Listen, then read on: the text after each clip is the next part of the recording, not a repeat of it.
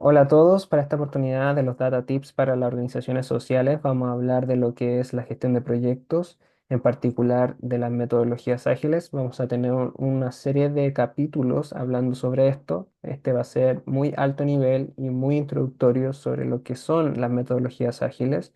Y para iniciarlo, vamos a entender que cuando nosotros estamos gestionando proyectos, vamos a entender que tenemos que hacer una planificación estratégica, donde tenemos que establecer los objetivos generales hasta los detalles operativos y específicos del mismo. ¿Ok? Ahora, cuando nosotros estamos hablando de lo que es en un contexto de organizaciones sociales, tenemos programas, proyectos asociados a ayuda humanitaria, programas educativos, de salud mental, etcétera. Y estos se van complejizando en la medida en que va aumentando la cantidad de actores involucrados para ejecutarlos, como también los recursos financieros involucrados para implementar, ¿cierto? Entonces, en esa línea es que surgen las metodologías ágiles y creo que tienen un valor muy relevante y una oportunidad, o más bien tienen el potencial de ayudarnos si es que no lo estás implementando o no entiendes cómo implementarlo dentro de tu organización. Y en ese sentido, primero tenemos que entender que las metodologías ágiles son un conjunto de principios y prácticas que permiten gestionar el proyecto. ¿Y por qué son ágiles? Porque están basados en una iteración y una entrega incremental. Esto quiere decir que la idea es que vayamos entregando resultados en el corto plazo, vamos probando rápido, testeando y validando lo que tú estás ejecutando, de modo de que de manera oportuna puedes hacer los ajustes pertinentes si es que hay que hacerlos. ¿Ok? Por otro lado, hay una serie de perfiles involucrados en la gestión de proyectos ágiles, tanto perfiles técnicos como perfiles más de gestión y de negocio. Entonces eso es importante, pues nos busca y nos fuerza a que tenemos que generar una cultura de colaboración y comunicación constante. Y como ya decía, por la palabra agilidad, es que está muy asociado a lo que es la adaptabilidad al cambio. Tenemos que ser muy flexibles a cualquier evento y situación que involucre tener tolerancia a reajustes en los tiempos de cumplimiento con el proyecto, priorizar o repriorizar, dejar de lado cosas que pensamos que eran importantes ejecutar y cumplir dentro del proyecto. Eso nos da la facilidad de poder ir acelerando ciertas acciones versus otras. ¿Ok? Y finalmente, las metodologías ágiles tienen la particularidad que están muy enfocados en lo que es el usuario final. ¿Qué quiere decir esto? Que se construye en base a las necesidades, requerimientos, deseos que tenga el usuario y las problemáticas y desafíos que buscamos resolver para ese usuario final. ¿Sí? O sea, los proyectos se construyen en base a satisfacer una necesidad. ¿Ok? Y acá abajo ustedes pueden ver al final de la lámina algunas metodologías ágiles como el Scrum, el Kanban, el Lean o el Extreme Programming, que son muy enfocados en lo que es el desarrollo de software. Ahora bien, el Scrum y Kanban yo lo he ocupado en la implementación de proyectos de datos. El Kanban también lo he visto y lo he ocupado también para poder ejecutar programas más de gestión de proyectos como tal, de gestión misma, no necesariamente técnicos o de desarrollo. ¿Ok? Teniendo eso claro, nosotros podemos ir a esta lámina muy alto nivel y muy teórica inicialmente, es que nosotros tenemos iniciativas y de las iniciativas tenemos épicas y de las épicas tenemos historia de usuario hasta las tareas. ¿Ok? Pensemos que una iniciativa podría ser la transformación digital de tu organización. Y una épica, como se fijan, son las bajadas de esa transformación digital. Cuando nosotros estamos hablando de transformación digital, estamos involucrando tres macrodimensiones. La primera, procesos, la segunda, tecnología y la tercera, personas. ¿Ok? Entonces, cada una de ellas tiene sus objetivos particulares que se quieren resolver y esos objetivos particulares están asociados a algún proyecto, por ejemplo. ¿Ok?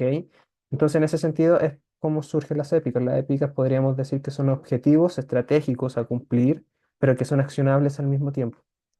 Entonces, para poder hacer que esos objetivos se cumplan y a través de accionables, es como surgen las historias de usuario.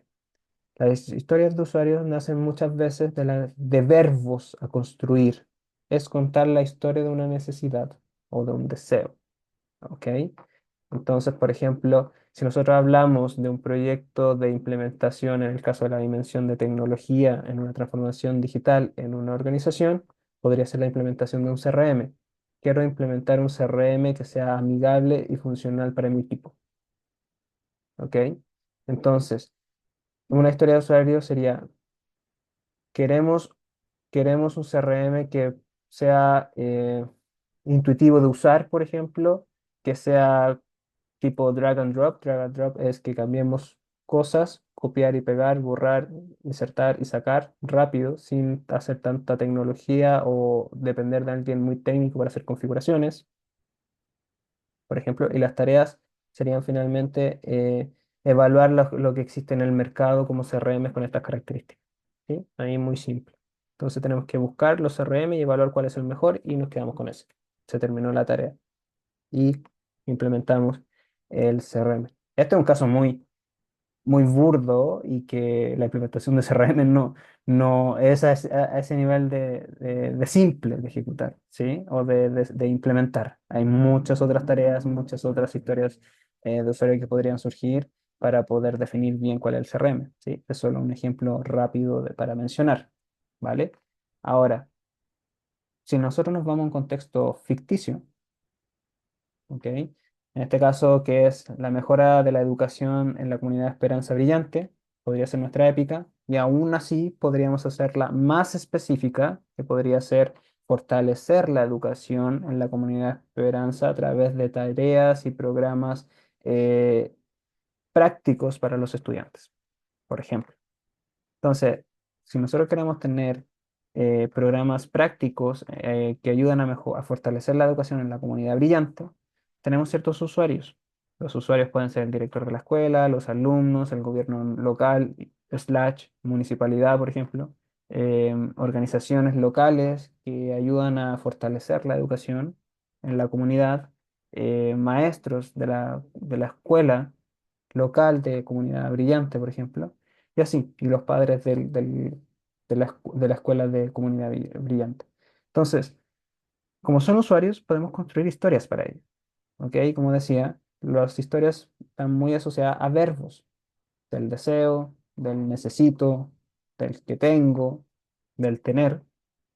Y ahí, por ejemplo, si nos vamos al caso del director de escuela, él quiere un programa de tutorías para estudiantes con dificultades académicas, ¿vale? Los alumnos, por su lado, quieren acceso a computadoras y conexión a Internet para realizar sus investigaciones y tareas en línea, y así, ¿ok?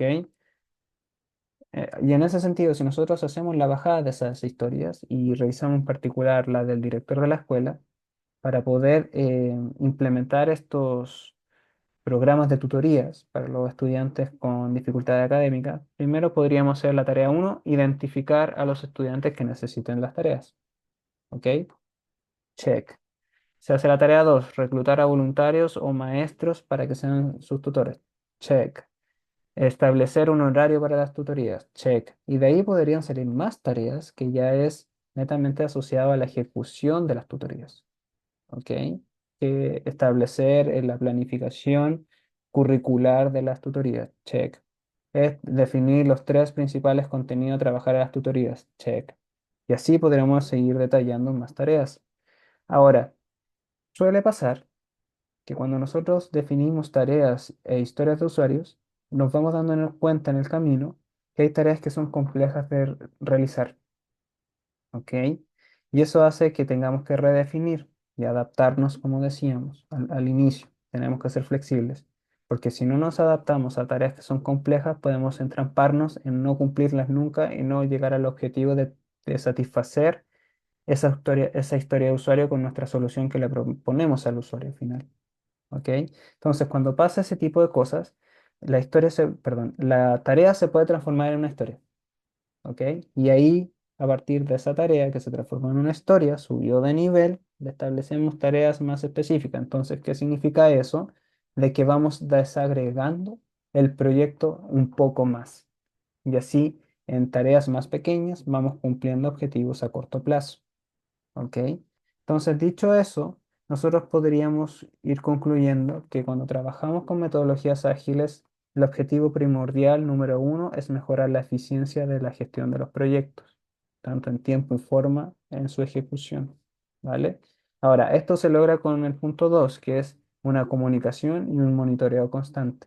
Esto se logra a través de reuniones semanales, a, a veces diarias, si son ya equipos más específicos de la ejecución del proyecto, reuniones quincenales con líderes más alto nivel o de primera línea que tenemos que ir reportándole cómo va el proyecto, si se van cumpliendo los objetivos, si estamos entrampados con ciertas cosas, si necesitamos de su soporte para ir destrabando situaciones o bloqueantes, por ejemplo. Y el tercer punto principal para poder desarrollar una metodología ágil dentro de tu equipo es la formación y compromiso constante del equipo.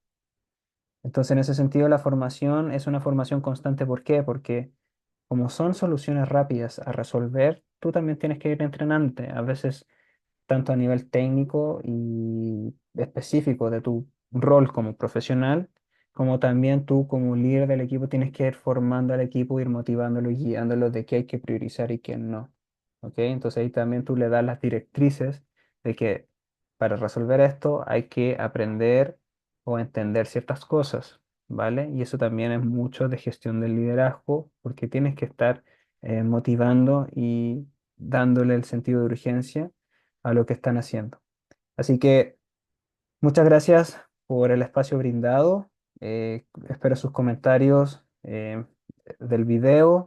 Me gustaría recibir feedback si se entiende lo que estamos presentando en esta seguidilla de cápsulas que estamos compartiendo para todos ustedes. Y si hay algún tema que les gustaría abordar, bienvenido sea. Me lo dejan en los comentarios y estamos hablando. Chao, chao.